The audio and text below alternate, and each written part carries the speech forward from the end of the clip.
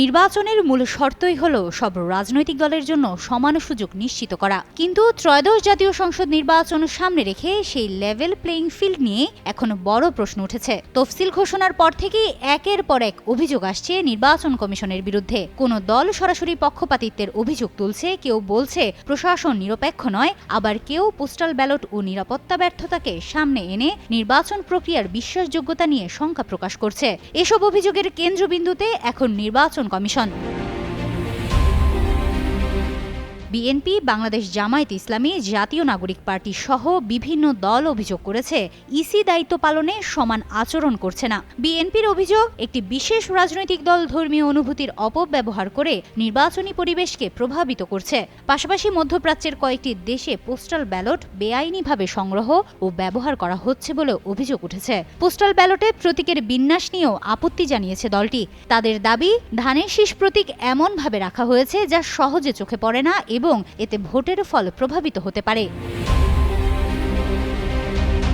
দ্বৈত নাগরিকত্বের অভিযোগেও ইসির ভূমিকা নিয়ে প্রশ্ন তুলেছে বিএনপি। তাদের ভাষ্য, মনোনয়ন নিশ্চিত হওয়ার পর নাগরিকত্ব প্রত্যাহারের আবেদন করা হলেও প্রার্থীদের অকারণে জটিলতায় ফেলা হচ্ছে। অন্যদিকে জামায়াতে ইসলামী অভিযোগ করেছে, মাঠ পর্যায়ের প্রশাসন একটি দলের পক্ষে কাজ করছে। রিটার্নিং কর্মকর্তাদের সিদ্ধান্তে অসামঞ্জস্য, আচরণবিধি লঙ্ঘনের পরও ব্যবস্থা না নেওয়ার এবং নিরাপত্তাহীনতার চিত্র তুলে ধরেছে দলটি।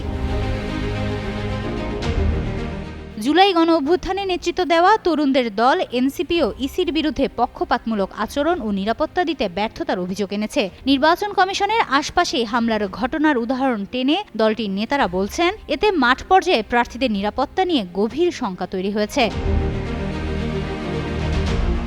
নির্বাচন কমিশন সচিবালয়ের সিনিয়র সচিব আক্তার আহমেদ বলেন, অভিযোগ থাকবেই, তবে ঢালাও অভিযোগে ব্যবস্থা নেওয়া কঠিন। নির্বাচন বিশেষজ্ঞদের মতে, অভিযোগ রাজনৈতিক হলেও নির্বাচন একটি স্পর্শকাতর বিষয়, তাই প্রতিটি অভিযোগ খতিয়ে দেখে জনসমক্ষে ব্যাখ্যা দেওয়া জরুরি। তা না হলে নির্বাচনের উপর মানুষের আস্থা আরও দুর্বল হবে।